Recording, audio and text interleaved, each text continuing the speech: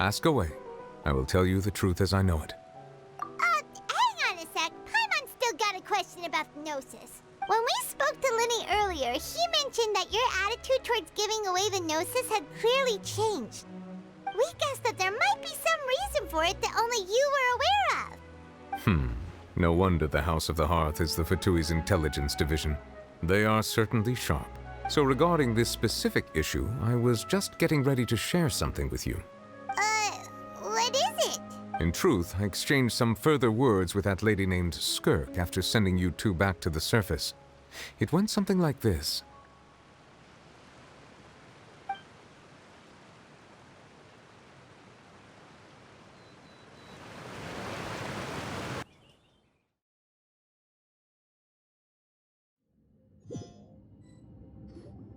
Well, we're going to head topside to see what's going on. You hurry over soon as well, all right, Nervalet?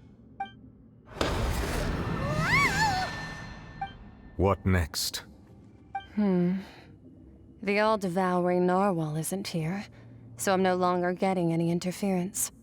I can finally catch the scent of your power, what it's made of. It is the authority of the planet's primordial dragons, but with something very similar to a god's curse mixed in. It's quite a novel blend. I'm sure I've encountered something like this before. What was it again? I do not know what you speak of. Of course. How could I forget? You should have the remains of the third descender on your person, yes? Remains? I've never heard of any such thing. According to your parlance, I believe it may be called a Gnosis. Well, that much is true. After Focalor's divinity faded, she handed her Gnosis to me, but I fear I have never heard of it described in the manner that you just did. I've been training with my master, the Foul, ever since I was young, and I have never returned to the surface since. So most of the information I possess, I got from him. It is only natural for those who are greater than humanity to possess a different sort of common sense, which is why there are so many problems in our attempts to communicate with humans. Regardless, you should probably get rid of objects of misfortune to prevent any disasters from befalling you. To live in itself is a blessing. But once a person dies, the bonds he once had with this world shall all turn to curses. What do you mean by that? No need to fret.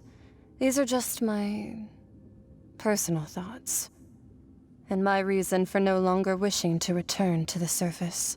This third descender you refer to, who are they? And when did they die? Master never mentioned them to me.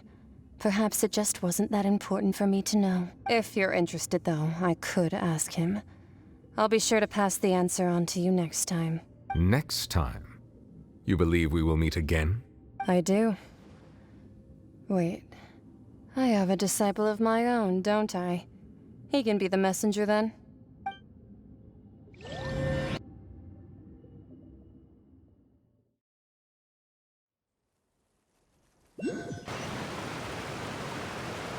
That's what she told me. Whether it would prove useful or not, I wanted to pass that information on to you. The remains of the third descender? So that's what the Gnosis actually are. Paimon just thought they looked like chess pieces. How could they be a person's remains? All the same, assuming that there was no misunderstanding or special metaphor at play, that is what she meant to say. And she said that it would bring misfortune and that you should check it, which is why you gave it to the Fatui. If she speaks the truth, then I would simply be putting Fontaine at unnecessary risk by keeping it here.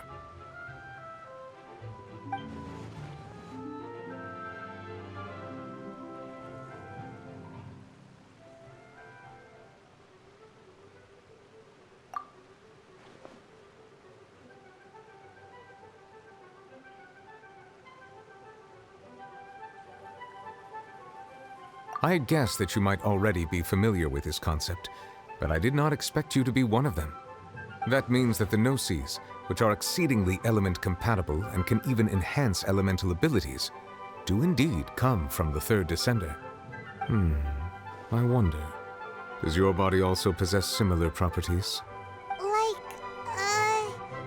Like being able to use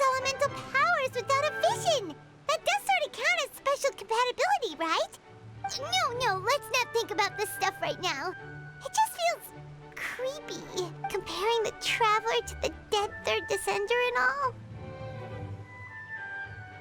That's what you say, but this topic still feels like bad luck. Once Child recovers, let's get some more answers out of him. Or go look for his master and get the answers that way.